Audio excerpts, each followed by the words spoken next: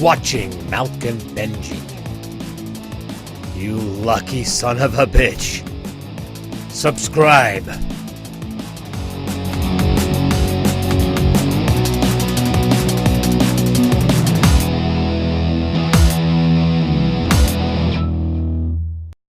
Hello and welcome to Malc Benjy's Vidcast. I'm Malc. And I'm Benjy. And in our far more regular than I feared it might become latest episode, we have a few films to talk about, a few news items to talk about, and as the format is quickly becoming solidified, we have our film-based or pop culture-based discussion as well towards the end. Given what's out in April 2014 and given what he's wearing, let's have a guess at what one of our films is going to be. That's right, Grand Budapest Hotel. The Wes Anderson comedy, latest in a string of Wes Anderson successes, whether you think financially or not. He's certainly not made any massive clunkers, but no. He's not a huge blockbuster name. No. But this is like his... Nor should he be. If this current state of play allows films like Grand Budapest to come along, then the current state of play is something I like. Yes, okay. You wouldn't want him to join the MCU or... I would love a Wes Anderson MCU be hired to do Star Wars Episode 8 or... I'd like him to do some shorts. I'd really like, if you've got MCU movies with big space battles and aliens and things and Thanos and things going on, and then there's like a 10-minute short which is basically just Stephen Strange and Tony Stark arguing about magic. And it's directed by Wes Anderson, and it's really quirky. Well, given that would be amazing. Spoiler alert! Given that the Royal Tenenbaums, one of the subplots involves a brother and his adoptive sister being in love with each other. I'd love to see how he handles Luke and Leia's relationship in a Star Wars film. That'd be really interesting.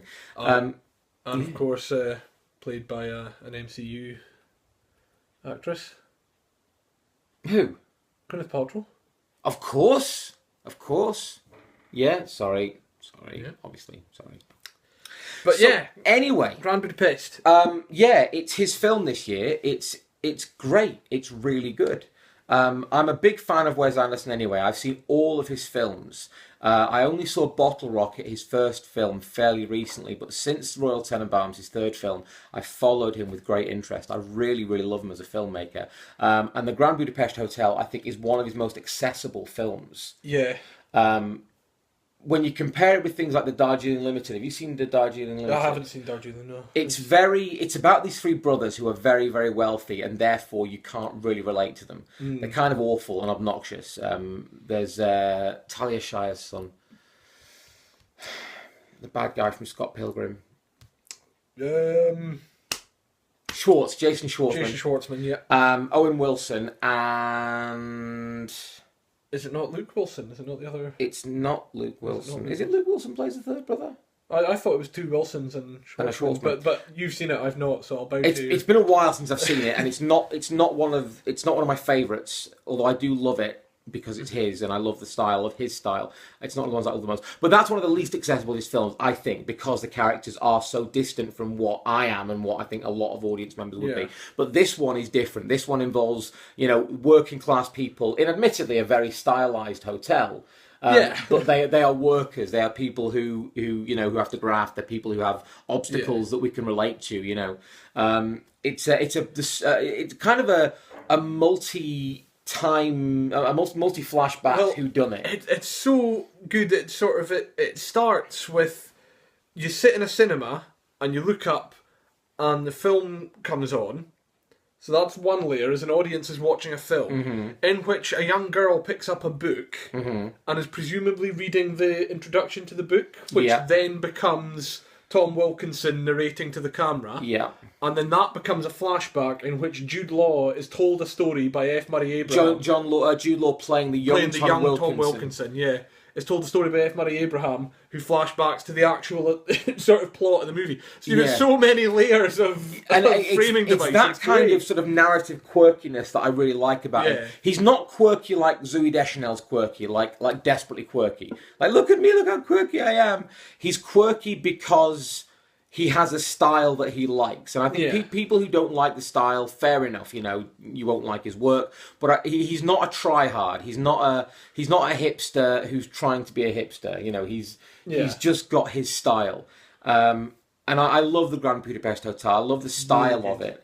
The very theatrical kind of two-dimensional framing that he has, the very stylized use of color and sort of the sort of the position within the frame that each of the objects takes. Lots of close-ups shot from straight down, writing letters and things like that. It's very sort of it's very him. Yeah, I think his biggest film so far has been maybe Fantastic Mr. Fox. Probably in terms of audience. Yeah, in terms of audience, yeah. I haven't done enough research to really quantify that, I'm afraid. So if I'm wrong, please do put something in the comments. Make it clean though. This is YouTube, for Pete's sake. Yeah. The style that he has is exemplified in Fantastic Mr. Fox, and it's the same in this. And I think Royal Tenenbaums was the first film where he really did it that way. That was the first one of his I saw. It's the font that he uses. It's all very square and very clean and very sort of... It's almost put together with an OCD sense of everything must be in its place. Yeah. But it works really well. He creates a visual language for the film, which lets you know, even if we're watching, you know, intentionally ropey special effects, like during the skiing sequence. It's the best action sequence in the last sort of 10 years of cinema. But you accept it. You know, it doesn't stand out. It's all part of the aesthetic of the film. Ralph Fiennes. Revelation. Well, no, because he's always been really good. He's always been really good. And people in Wes Anderson films are usually really good. Yeah, but this is like the best example. He doesn't do a lot of comedy. No. And it's a shame because he's obviously really, really good at it. The funniest thing I'd ever seen him do before this was a trailer for Cemetery Junction, Ricky Gervais's sort of film that he did based loose on his own life, where Ralph Fiennes plays this horrific sort of character who is the boss of the main character, based loosely on Ricky Gervais or his pals. And the trailer for it is Ricky Gervais and Ralph Fiennes in a white background talking about the film. And Ralph Fiennes plays it very deadpan, and it's hilarious. It's very, very funny. And I thought then he should do comedy. And now that he has done a proper, zany, old-fashioned kind of comedy... Sorry. No. Have you seen In Bruges? Yes, I have. He's hilarious in that. But it's a different kind of thing, isn't it? Because he's a very sinister character. It's the script that makes it funny. Yeah, he's scary and he's delivering really funny lines. Yeah. But yeah, I mean, you're genuinely afraid of him for most of the movie. Yeah. But no, he's brilliant. He's fantastic in it. In an ensemble cast who are, without doubt and without exception, excellent. There's Willem Dafoe's in it, which is the only reason I'm wearing this. Of course, the Willem Dafoe thing. But he's the standout best thing. Mainly because he's the main character. He's sort of the standout best thing in what's probably the standout best cast I've seen for a long time. Yeah, absolutely. And again, not to say the rest aren't as good, but because he's the central character, he's amazing. The rest of the cast are very, very good. Mm-hmm. The stories, it's a zany comedy. It is a zany slapstick farce almost. Yeah. Along with a sort of a traditional whodunit. You know, Wes Anderson seems to like these nostalgic trips down genres. Life Aquatic with Steve Zissou is basically Jacques Cousteau, but a comedy stylized version of that. And he's in love with the old-fashioned documentaries that Jacques Cousteau did, and that comes through in the film. And this comes across as his love for the old sort of, maybe the old Ealing comedies or the old, not Hitchcock comedies, the old, I suppose the old Ealing comedies is a close sort of callback to what these are, and the sort of maybe the sort of 1930s Hollywood zany. I'm saying zany a lot, you know. Well, we're talking about a Wes Anderson movie. Well, yeah. It's yeah. But yeah, it's very good. But it's great. I can't think. Maybe it's because I am enamoured of him in such a way. Yeah. And I don't like a lot of film people should like as much as some people. Yeah, I'm not a big Scorsese fan. I'm not a big Kubrick fan. I love a lot of their films. I'm not like a big cinephile kind of thing. But Wes Anderson is my thing. He is my sort of my pretentious film buff shout out. I love him. Good call. Yeah. Good call. I don't know who mine is. Louis Leterrier.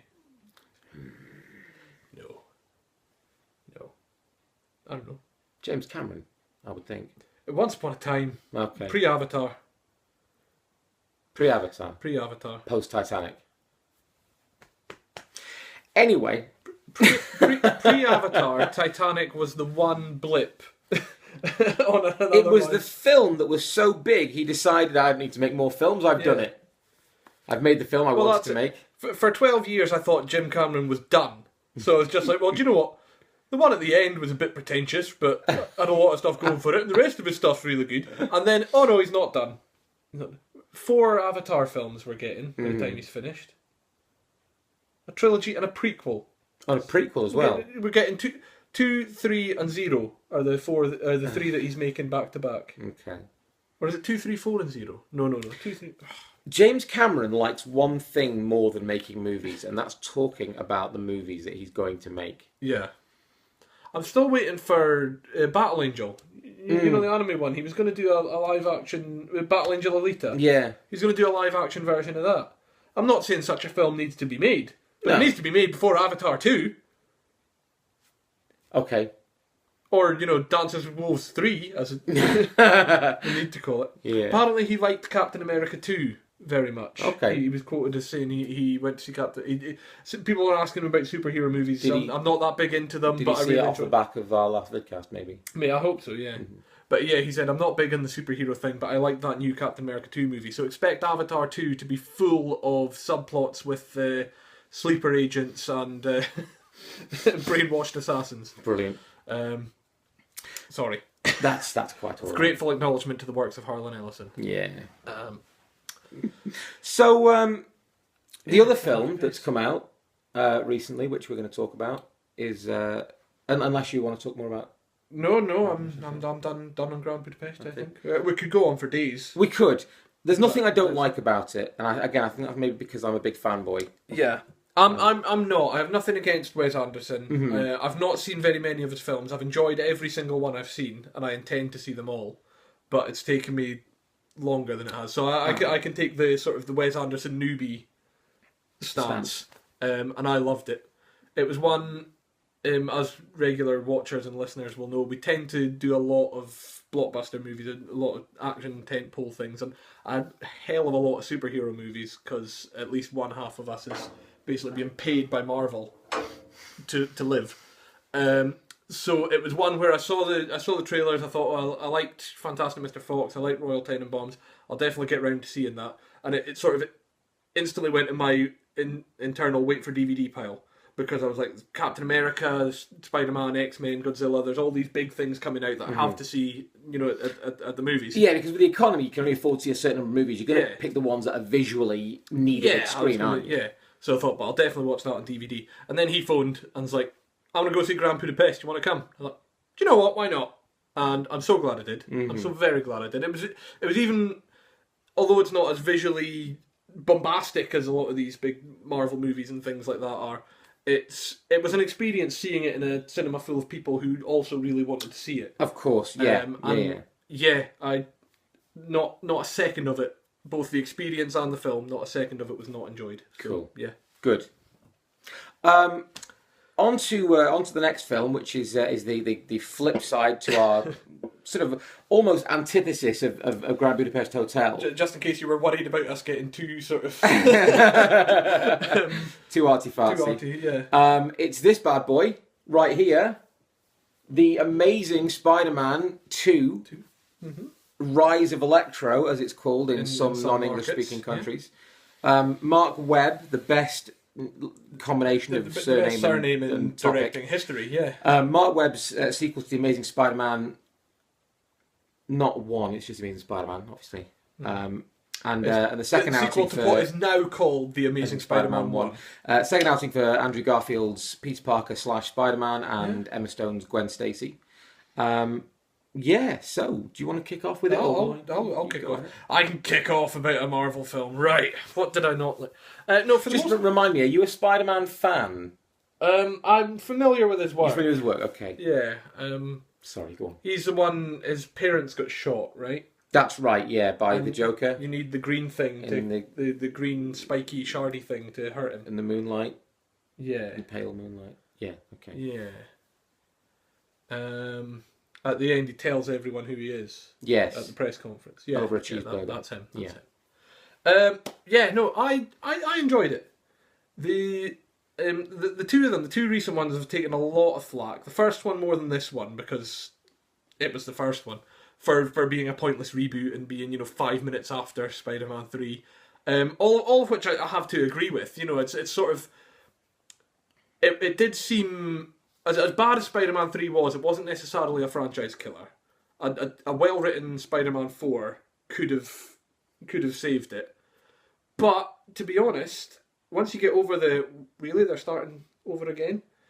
These two new ones are a lot better than what could have been. I've seen some awful reboots and I've seen some amazing reboots, and these are about in the middle. Mm-hmm. It's not as much of an improvement as Judge Dredd into Dredd.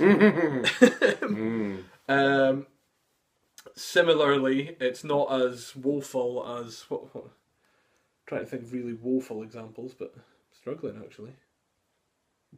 The Punisher into the Punisher Warzone. Yeah, that's good. Yeah, at least the Tom Jane one was kind of. Tom Jane one was quite good. Quite good. Tom Jane was good in it. John Travolta not so much, but it's about. I know you get antsy when I refer to them as reboots because they're not. They're just sequels. But it's kind of like the new Star Treks. It's about that level of good. Okay. If they were reboots, which they're not. They're not. They're sequels. They're the 11th and 12th. Alternate timeline, not reboot. Alternate timeline, not reboot. Spot Prime is there. Of course. But yeah, it's about that level. It could have been better, could have been worse. I think for the first one, and the same for this one. There's a lot to like. Most of the cast do very well. Dane DeHaan's very good. Yeah, not a lot of people were talking about him during the run up to it. No, it was all Electro. Jamie Foxx. It was all Jamie Foxx, and he's fine. He's good. He's better once he becomes Electro. Mm-hmm. Although I'll tell you something that didn't bother me at the time, but it was pointed out to me by one of our mates that was round last night, and I haven't had a chance to say it to you yet, but I don't know if I should say. I'm going to anyway because I've built it up now. Spoilers, so, just sorry in case. I'm not going to spoil any plot beyond right. He becomes Electro at some point. But Jamie Foxx has a gap in his front teeth, and it's quite prominent in his scenes as Max Dillon before he becomes Electro. And I didn't notice until my mate pointed it out, but now I'm kind of wary of when I watch it next time. After he becomes Electro, the CG... I really noticed it. The gap disappears. The gap disappears. Yeah. Did you notice it? I didn't spot it. I think it was pronounced I'm gonna for Max Dillon. Yeah. I think it was made more obvious for Max Dillon. It's definitely, yeah, because I watched Django. Yeah. And it's I mean, yeah, his two front teeth aren't touching. No. But it's not as pronounced as... No. Yeah. It's a very odd thing to focus on, but... Yeah. Now that you mention it, very prominent. Now that I'll give him a shout out. Now that Craig, who was round last night, said it to me, I'm now never going to not be able to notice it. So I hope Craig doesn't now get inundated with hate mail now that you've mentioned his name. I've not given his email address, have I? How many people in the world are called Craig? Over people who have a thing about gaps in teeth. Gaps in teeth. I hope we don't get hate mail from Jamie Foxx, who's probably could have done without me talking about the gap in his teeth. Jamie, we are massive fans of Django Unchained, and you're a big part of that. I'm also a massive fan of Collateral. Can I just say I'm putting that right out there. Yes. So the fact that you have a bigger gap in your teeth as Max Dillon, please don't hate us for that. I agree. I think.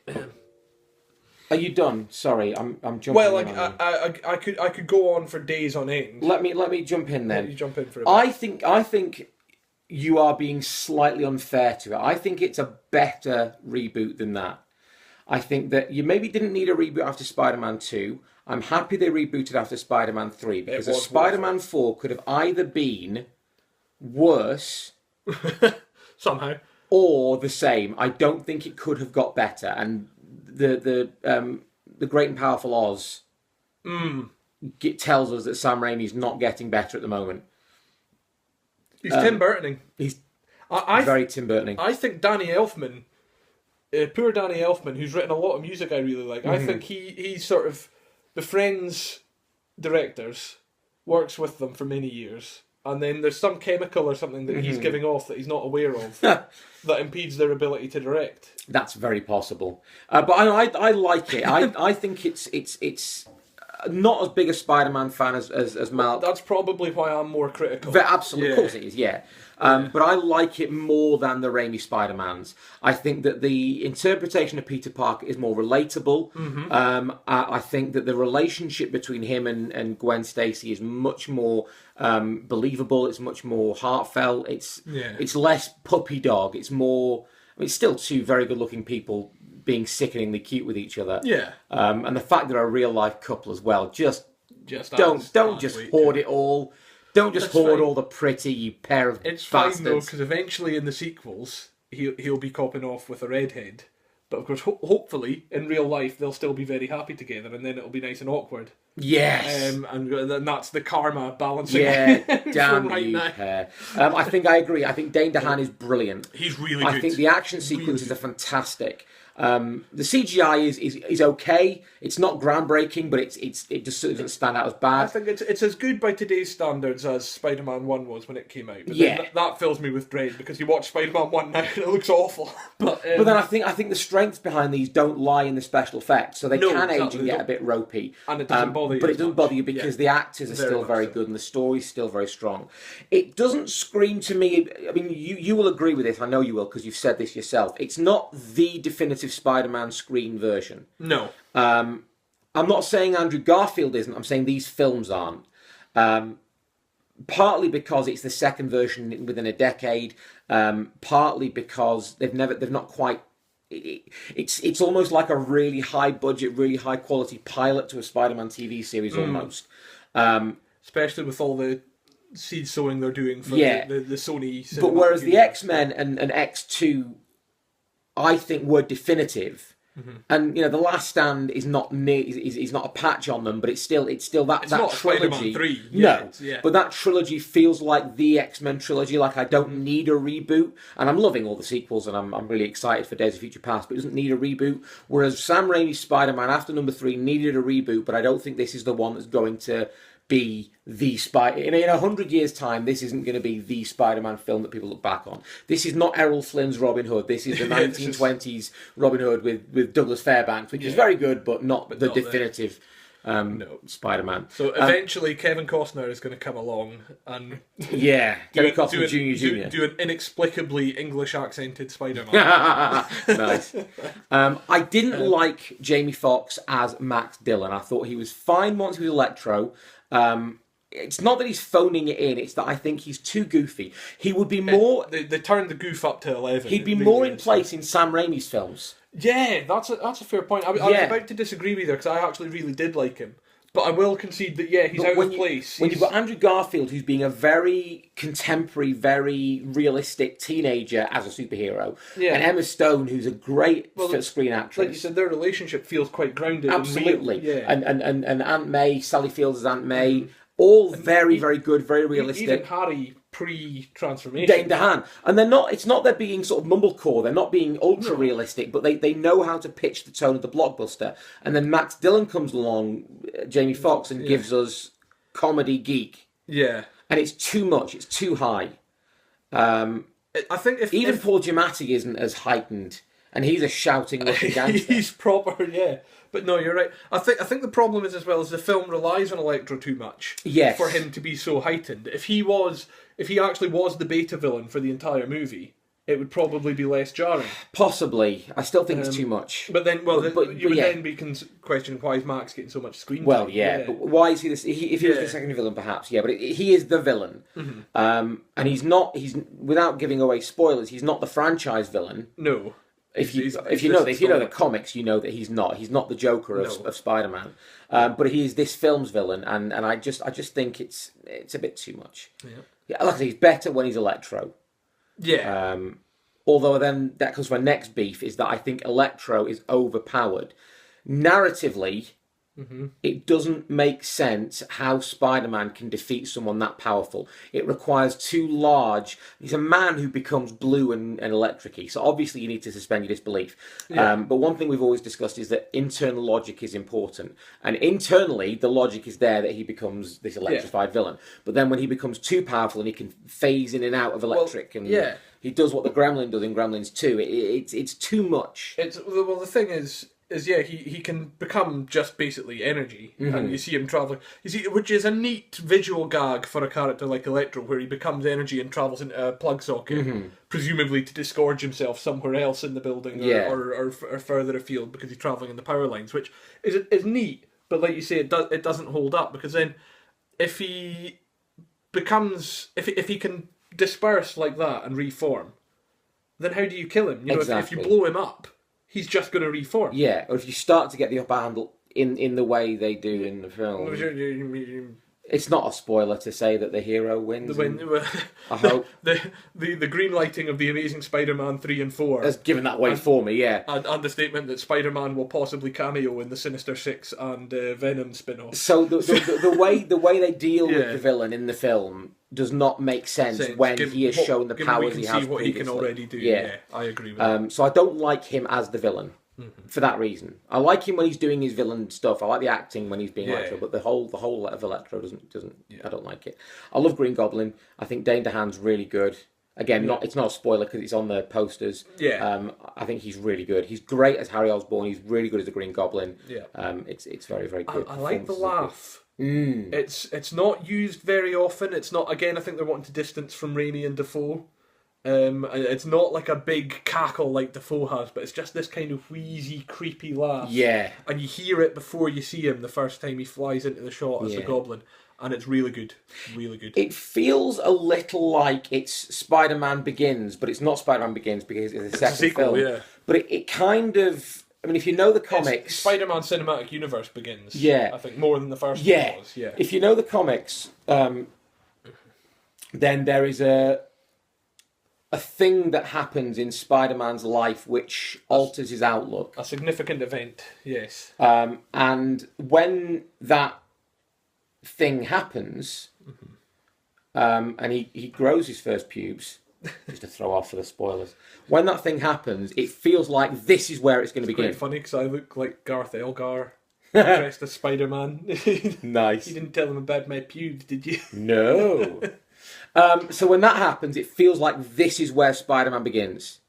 This is now Spider-Man with Spider-Man's worldview. This is now Spider-Man being the hero that Uncle Ben said he could be. When you have something that you can do that others can't, and you should. When that thing happens, the ability to make and to do it means that you should do it because good is good. Nice. It's nice to be nice, and if you have powers that let you be nice, then you not exactly an obligation, be nice, but it's certainly a recommendation. With great power comes great responsibility. Because for a second there, we all forgot what it is that comes with great power. I tell you something I really liked about this one, more than any of the other films, and I mean I agree with what you were saying, and we talked about it earlier about how this isn't the definitive screen Spider-Man. But in a certain way it is, or in a certain it has it. Not the actual. I agree with you. This isn't the definitive screen Spider-Man movie or universe. This isn't the Spider-Man story definitively the way I want it told. But all the sequences where he's in the mask doing heroic things are pretty much stepped straight off the page. The ideal version I pictured from the comics. Yeah. The quips are there. They're not overdone. But there's plenty of them. It's not the sort of the token quip or two that we got in each Tobey Maguire movie. It's like the first Amazing Spider-Man. If you've seen the bit with the carjacker, it's like that every time he gets a mask on. So he's quipping. He's always looking after the bystanders. You know, there's a couple of times in the first fight with Electro where he takes his attention off Electro to save innocent bystanders, which is something all superheroes should do, but Man of Steel! And he actually does it, which is great. He's only resorting to violence when he has to. You know, he's trying to resolve the thing. He tries to talk Electro down first, and then and so on and so forth. Whereas the Raimi movies, as much as I enjoyed them at the time, there's a lot of just villain punching. Yeah. There's a lot of I will punch you until you stop being Green Goblin. I will punch you until you stop being Doc Ock. And he doesn't rely on that here. There's things where like one of his web shooters breaks, so he has to think about creative ways to use the other one to do the job of two and things like that. And it's silly science that doesn't hold up. But that's fine because it's a heightened. We talked about the internal logic. It fits in the stylized world we've got in the movie. Yeah. Apart from the Electro thing. And doesn't necessarily hold the real on. But I like that he's thinking scientifically as well. He and Gwen are like putting their minds together to think of a scientific way to beat Electro. And whether or not that science works in reality doesn't matter. What matters, as a Spider-Man fan watching a Spider-Man film, is that he's using his brain and he's having to think his way out of a problem. Because just like Batman should do as much detective work as punching bad guys, Spider-Man should do as much problem solving as punching bad guys. And he doesn't do any problem solving in the Raimi trilogy, and he doesn't do enough in the first Mark Webb film, and he does just enough here. The film doesn't become Science man. It doesn't become a science lecture, and the audience aren't sitting there with the notepads going, but it references that part of his makeup from the comics, and I was very relieved. I was in cinema just with a big grin on my face during the whole armoured truck sequence with the.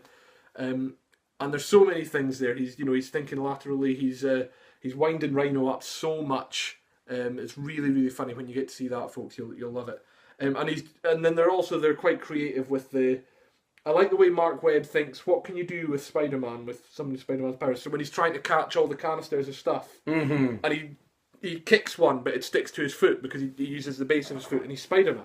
And again, science. It doesn't work because he'd have a sole on his shoe, but it's still, But yeah, we were always used to him climbing up buildings with gloves and shoes on, but he still sticks. And so again, the use of that. Well, he can just stick to stuff, so he just sticks to the one that gets away, and that's clever. And yeah, so I love that. But the actual being Spider-Man stuff is pitch perfect, and very much deserves a shout out. There's something I want to say. That if I use actual names and things is going to be very spoilerific, so I won't. But careful, okay. No, in fact I won't. Will we do like an Empire spoiler special in a few months? When the DVD comes out, we could bring we'll this do a right more up. spoilerific thing. Yeah, because there's something I feel that the marketing department ruined for everyone else's enjoyment of the movie. And I want to try and warn people off it, but to do so would be to talk about the final few minutes of film. Okay. Which I... Oh, right, I see, okay. No, I think you can talk about that. I think that's fine. Okay. Will I drop the... Just go for it. Drop the name? Yeah. It's not much of a... Rhino is window dressing in this film and nothing more. And it's fine. It works. I think there's been a bit of a backlash to how underutilized Rhino was, and I think that's driven solely by the fact that he's all over the posters and trailers, and it looks like a 3-villain movie, and it's not. He's there at the start for a sequence where he's driving an armoured truck that you'll have seen in the trailers and so on. And it's really good, and it could easily have been Rent-A-Thug. It doesn't need to be the thug that goes on to become Rhino, but it's fine, he does. It's world building. And he's utilised again at the end to do almost like the cold opens on James Bond films. This is like a cold close. It's a coda. Coda, that's it. It's a coda. It's an epilogue to the story. To the story, yeah. Things happen. The story happens. It's all very good. It's all very interesting. It's well written. The narrative works, and then we get to be. This is the new. Yeah. The new status quo. Yeah. And the way they and the Rhino is the focus of that. Yeah, the Rhino is the MacGuffin of the coda that shows us a new status quo. Yeah, and that's all he is. And if you go into the movie just expecting Rhino to basically be a cameo and a walking plot device, you'll thoroughly enjoy him. If you go in expecting a better version of Spider-Man 3 juggling 3 villains, you'll be disappointed. Yeah, it is better than Spider-Man 3, but it's not juggling 3 villains. All the massive Rhino fans out there who just love Rhino, have Rhino tattoos and Rhino... You're not going to like it. Thing is, I mean... I know you're joking, but these people exist. I'm not joking. Oh, I was joking, but... I don't want to get stabbed by a Rhino fan now, so I'm going to say I wasn't joking. A lot of Rhino purists will be annoyed, but I think they're already annoyed from the trailers because it's robot Rhino. It's not big man in big suit latex, Rhino. Yeah. But I think it works. He could easily, basically, his function in the coda could easily just as well have been a runaway bus or, a crew of bank robbers in balaclavas. Yeah. The fact that they used a sort of a C-list Spider-Man villain for it, I think enhances it. I think, as for the layperson who's not interested in the wider universe, it does the job it needs to do. He's dealing with a threat, and it doesn't matter what that threat is. And for the fan boys and girls, you go, oh, look, it's Rhino!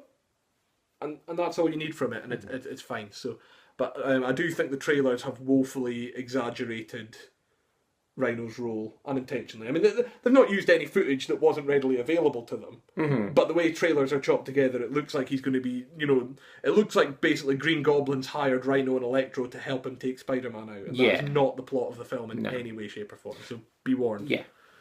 So that's the Amazing Spider-Man 2. It's good.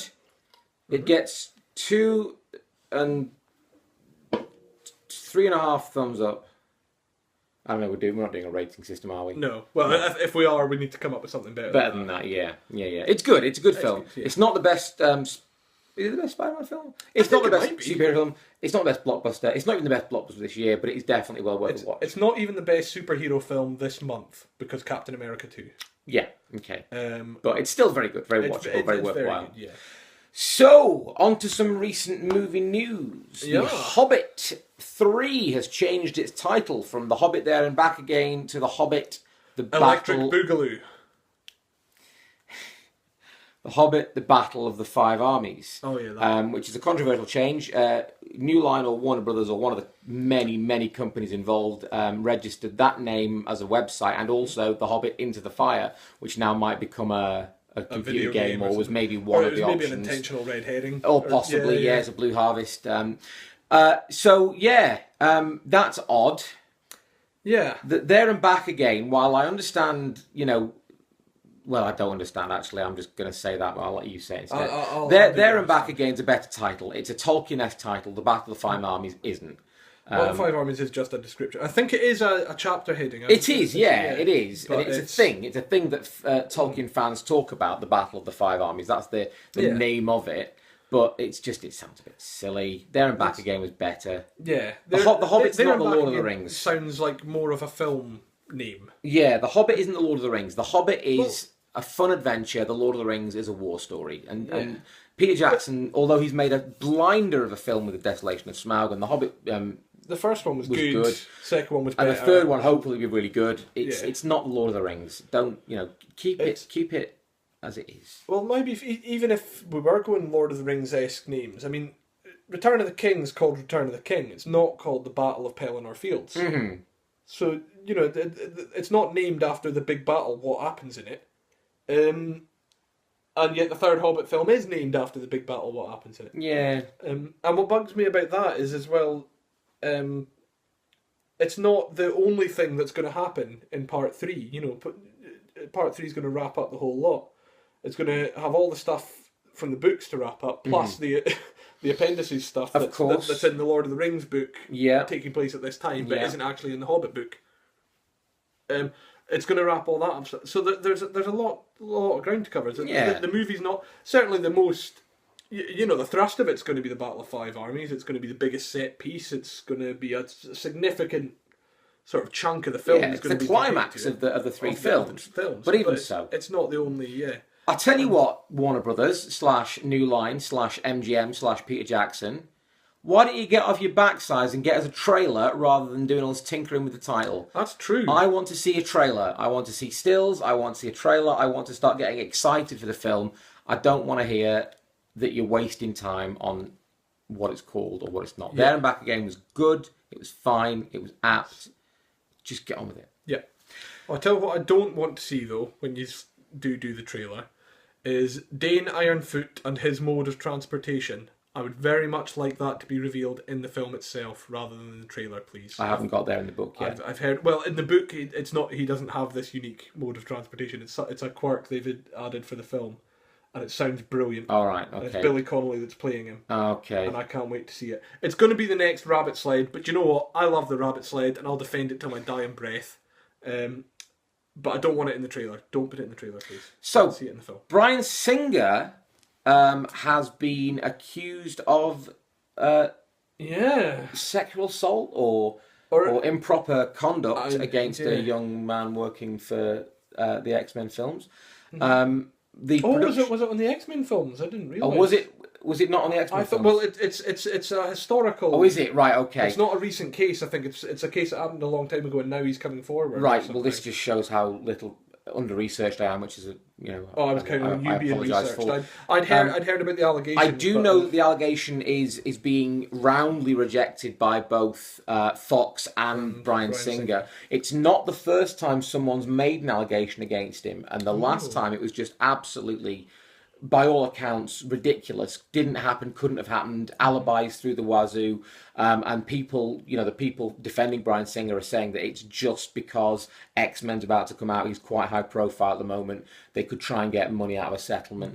If it obviously does turn out to be true, that changes the way you think about Bryan Singer, obviously. Yeah. But until it's proven to be true, I'd like to believe it's not. Well, that's funnily enough why I've intentionally I heard about.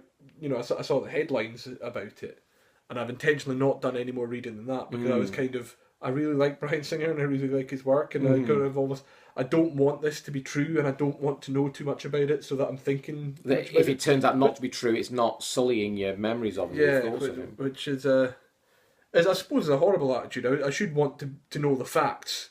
But I'm kind of burying my head. Well, you're not in a jury, are you? No, of course not. No, I think I'm just a consumer of the man's product. Yeah. On a more positive note, on a lighter note, Frozen continues to be a massive success. It's past the $400 million mark in domestic gross. That means money made in America, basically, which means that it will be nearing $1.5 billion probably worldwide. It's already Has it already gone into the billion club? Oh yeah. Oh, I didn't realise. Yeah. It's already the biggest animated movie of all time in terms of earnings. Maybe not adjusted for inflation, but certainly, inflation doesn't matter when you're banding about big numbers. And again, box office results are meaningless. Look at Transformers versus, Dread. Yeah. But still, it's noteworthy. John Carter, I should have said. You should have said John Carter. That's a better comparison. Yeah. It's not an R-rated film against a... Yeah. I'm glad it's doing well. I've seen films I liked much better not do as well. So I'm kind of annoyed about that. But I enjoyed Frozen well enough. It's not as good as the likes of The Lion King. No. So it certainly saddens me that Frozen is the most successful animated film of all time and The Lion King isn't. Well, The Lion King is culturally far more significant. Yes. We all know The Lion King. It has a massive blockbuster stage show on it. Yeah. I'm not sure if it did a Frozen stage show. I'm not sure it will last as long as Lion King did. If I'm the Disney people, I'm dusting off the Disney on Ice thing. That basically writes itself. It really does, doesn't it? I'm sure it's happening. Yeah. They don't miss making a buck, those guys. But it's good. It's solidly enjoyable. It's got some good stuff on the soundtrack. I wish it well. Okay. I wish Fantastic Mr. Fox was the biggest animated film. Yeah, good call. Or nice callback as well. See, we look like we're just making it up as we go, but we're not. He said, pointing out something he wasn't expecting his co-host to say. Yeah. Yeah. You wish Fantastic Mr. Fox was the... Yeah. So there we go, Frozen. If you haven't seen it, go and see it. Put some more money in Uncle Walt's descendants' pockets. Yeah. So the overlap between TV and film is becoming increasingly blurred. If this was a computer games podcast, we could say the same about computer games, but it's not. True. You have things like Game of Thrones, which are looking like they could be massive blockbuster films, but they're not. They're serialized entertainment. Series, you have things like Agents of S.H.I.E.L.D., which again is a big budget. 15 years ago that would look like your sci-fi action films, but it's a TV show. You've had things like obviously Star Trek and things like that that are pushing special effects, but TV is becoming more cinematic, very much, and cinema is becoming more character driven in a way that TV used to be. The strengths of TV are. I think it's, as an audience, we're starting to demand TV series were able to sort of satisfy in a dramatic way that movies before them maybe couldn't, because they have more time to.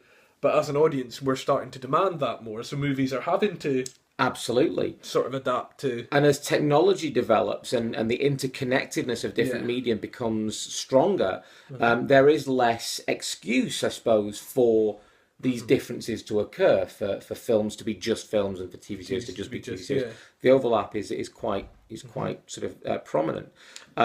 Recently on British TV, Fargo started showing. Yep. We've only had one episode so far, but obviously that is based on a film which had no real sort of reason to connect to being a TV show, and yet it was really good.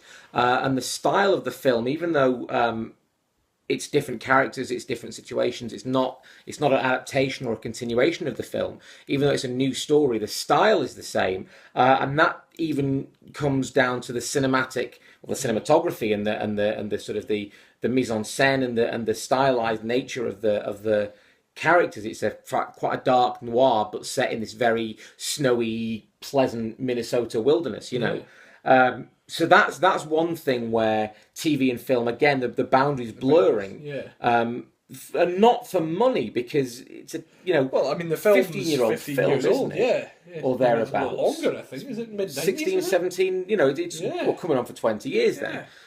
So it's not like they're striking while the iron's hot, and yet it works. Yeah. I tell what I really like as well is when something that has maybe tried and not necessarily failed, but something which has been attempted in one medium finds a home in another one. Buffy being the perfect example. Absolutely, yeah. It was a failure as a film. It was, yeah. It's not a terrible film, but it's certainly not good enough to spawn a franchise. And yet, dust off the script, bring it back. Yeah.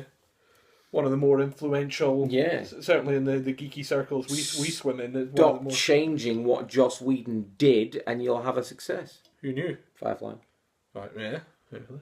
And Firefly is a very good example of TV series became a movie. Absolutely, TV series, massive cult following, didn't do very well in the ratings, mainly because of Fox and scheduling. The system is outdated. It's not the show's fault. It's the way the show was measured was wrong. And then got enough of a following on DVD to warrant making a film, which again didn't do that well, except on DVD. And now, because it did well after the fact, they're now funding comics based on it. So it's nice. It is nice to see the story continue from medium to medium, so that you don't have to. It doesn't have to end. Before it should. This is what I think is the biggest bonus of Agents of Shield. In a way that we haven't really experienced yet, because we've only had the one season. And it's sort of come in what was quite a big gap between Avengers and Iron Man 3. It took them a long time to get the TV series organised, but I think now, when Phase 2 finishes and we move into Phase 3, not to disrespect the TV series, because it's good and I'm enjoying it very much, but I think one of its primary functions for fans is going to be to fill the time, to sort of tide you over until the next cinematic installment comes out. And it's a stroke of genius that they do that. As a fan, as a consumer, you get to enjoy the universe more. But also as a studio who's making money off this thing, it's a way of saying, we can keep pushing our product without spending the kind of money we have to spend on the... I'll tell you what I like and dislike, and I dislike it because we're in the UK. I like the fact that you have one episode of Agents of S.H.I.E.L.D. And then Captain America is released that weekend, and the story in the series directly links in with the film. And the following episode takes on from that. That's very good. I like that. You don't have to see Cap to see what's going on. You don't have to see Agents of S.H.I.E.L.D. to enjoy Cap, and yet if you watch If all you watch three, it, you it's- get it's that more link. rewarding, yeah. You get that connective tissue, and I really like that. I like it an awful lot. It was far better handled, I thought, than the Thor tie-in. Well, the Thor tie-in wasn't a It wasn't tie-in; it was an no. Easter egg almost, wasn't it? It's like the Spider-Man marketing. We were told we were getting a Thor tie-in, Yeah. so we looked forward to it, and we got 2 lines of dialogue, and they were sweeping up some rubbish in London, and then they immediately flew to the other end of the globe, and It had an Asgardian in it. I did have suppose an there's Asgardian. that, you know, but yeah, it wasn't a Thor It wasn't tie-in. an Asgardian who was jobbing about because of the Dark Elves. No, that's very true. It didn't tie into the plot of Dark World. And it could at all. easily have been, couldn't it? It could have been. I yeah. came to Earth to escape the Dark Elves, and then they followed me. I don't Well, know. funnily enough, the second Asgardy episode, the one with Sif and Lorelai, Lorelai Directly escaped ties into she escaped because of what the Dark Elves did when they invaded Asgard. Yeah. They must have blown up the wall. And I don't think they'd written that when the No. Thor thing happened. I think they did that, like they said, we've mucked this up, let's do it properly. Let's do it properly, yeah. And it was a far better one. But the Cap tie-in episodes, yeah. And there should be more of that in future, not just with Marvel Cinema, but with everything, you know. Again, inevitably, about 5 years after Agents of S.H.I.E.L.D., Warner Brothers will do a DC. Yeah, yeah. I know they had Arrow out first, but I don't think they've cottoned on to using But Arrow. if they ever bring Star Trek back to TV, you could link the TV series and the movies. In the movies, yeah. If they do it with, I don't know, Game of Thrones, they make a Game of Thrones movie. You could do a Game of Thrones movie that ties in with the series. a movie about Robert and Ned's rebellion.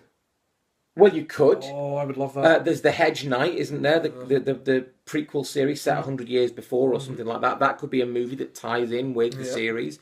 So there's a lot of potential there, certainly with genre fiction, for those kind of links, where a movie could be brought out as almost a mid-season special. Yeah. South Park had their movie between seasons 2 and 3. Yeah. So you know, that was 1999. That could and should happen more. Definitely. Which brings us to an interesting potential project that's been on the horizon for many years and keeps faltering. And I'm not sure how I feel about it. But The Malc Benjy movie. I mean, we could just... is that what you... that's exactly what I was going for. Yeah. But also, the Ron Howard's Eternally... I'm not even sure if he's even involved anymore. But he J.J. definitely Abrams for was it. involved at one point. Was he? Yeah. Nice one. Yeah. And what we're talking about is the Stephen King's Dark Tower series of books, which, like all Stephen King books, are awesome until you get to the end. 6.5 of the best books I've ever read. 6 3/4. All right. It's only the end that's rubbish. It's Yeah, not- but there's bits it's of not book half 4 of that get a bit long-winded. Well, okay, yeah, admittedly, yeah. But yeah, so an interesting series of books in a very Stephen King-y way. And horrible things happen and great things happen. It's an epic fantasy, western, sci-fi, horror. It's brilliant. It's a cross-genre. It's about this cowboy Arthurian knight who's travelling a post-apocalyptic series of dimensions, chasing a wizard / demon. It's brilliant. It's really good. Yeah. And yeah, certainly for a long time, whether he's still involved or not, I don't know. But Ron Howard was certainly the driving force behind bringing it to screens for a long time. He had an idea, and he was going to. I think was it Universal were they involved? Did they have the rights? I'm not sure who. And apparently, at one stage, I'm not sure if this still is the case, but at one stage, the plan was to do it as both a TV and a movie project. There would be a movie to kick it off, and then a season of TV, and then a movie, and then a season, and so on and so forth. So you could tell the whole story over both mediums in a long, drawn-out way, which has its share of advantages and disadvantages. I think a big risk of that, and I believe this was part of the pitch, but I could be wrong about that, was the temptation to take all the expensive-looking sequences, all the things that would require a lot of CGI and a lot of stunt work, and put them in the movies, because movie budgets are bigger than TV budgets, movies are sort of better, that kind of thing. And do all the character, or not all of it, the movie wouldn't be devoid of character development, but make the TV series bridging installments more character driven. And the issue with that then is you might end up with a dry TV series, although I think the characters are interesting enough, I don't think that's a problem, but you would end up with potentially quite sort of superficial or pointless feeling movie installments, where really just so they fight for an hour, and then we go to the next TV series. And it would play with the sequence of events in the books too much. Yeah. Because the books weren't written in a nice, handy, let's make all the expensive stuff happen in 2 hours and then spend 22 hours. And chilling out. also, I know, we shouldn't be just demanding things of our entertainment providers. But we will. But should you be chastised for not going to the cinema? Should you be chastised for not following it on TV? That's true, yeah. With the MCU and Agents of S.H.I.E.L.D., you can watch one or the other or both and get a fulfilling experience any of those ways, Yeah. There are obviously the occasions when adaptations don't work or they miss something. Hitchhiker's Guide to the Galaxy is an example for me. I love the Hitchhiker's Guide to the Galaxy so much. It began life as a radio series. People focus on the books, and the books are obviously brilliant, but the radio series is the really, really good version, the original and best version of Hitchhiker's Guide to the Galaxy. And then there's a TV series based on the radio series, based on the books, and then the movie came out. Yeah. The movie is a failure, in my opinion. Not because of the direction, because the direction is sound, the design is brilliant, the casting is very good. Martin Freeman, we are definitely Camp Martin Freeman here. We like Martin. But what they decided to do to fit, a 3-hour or a 6-hour radio show TV series into a 2-hour film is cut the punchlines out of all the jokes. Rather than just cut the number of jokes you have, they keep most of the jokes, but just cut the punchlines off, and therefore it's not as funny. Plus, they throw in a romance element, which they argue that Douglas Adams did that, but he must have done that because of pressure from the producers, because that's what movies need. It would have been better if they'd just done the story with the jokes, with the plot, with the characters that we know, and made the film of that, rather than try and fit it into the mould of the film. They could have written, there could have been a film made of the first couple of, the first part of the story. Mm. So, and I mean, again, if I'm a movie studio, I'm thinking brilliant potential sequels, Well, so look at The Matrix, look at cramming Kill it all Bill, into look one at movie. The Hobbit, you could do 3 films back to back, Back to the Future, there's a precedent there for it, isn't there? Yeah, well, that's a really good idea. So rather than do one film, do 2 or 3. The budgets would be less because you've already got the sets, you've already got the resources for the CGI, and if the first film doesn't do very well, you just, I don't know, release 2 and 3 straight to DVD or just release them anyway. Scale back on it. Try and make some of your scale back. Oh, that's dangerous thinking that. What? That's not the way producers think. What? Release it anyway and try and make some money back. Release it anyway, try and make some money, or hope it's good regardless of the money. Well, yeah. How dare you? Yeah. That would be my thinking, but that's why I'm not a producer. Yeah. 2 more examples before we wrap up. State of Play and Edge of Darkness. 2 films which which were originally politically charged TV series in Britain and were later sort of reborn as movies in the Hollywood system. One of which is quite successful. Edge of Darkness, I thought, was quite successful. It streamlines the story. It turns it into quite a well-made revenge thriller. Mel Gibson, regardless of what you think of his politics, is a good leading man still. State of Play, I don't think, was quite as successful because I think it's much more intricate. And to cut out as much of it as they did, as they suppose they had to, it makes it more generic, more banal. Whereas the TV series was really quite interesting. And again, I think as well, I take your point that, they cut out because they had to, but then similarly, they didn't have to make it. Well, so, no, that's very true. If you can't sort of do it justice, you need to ask yourself, should I be doing this?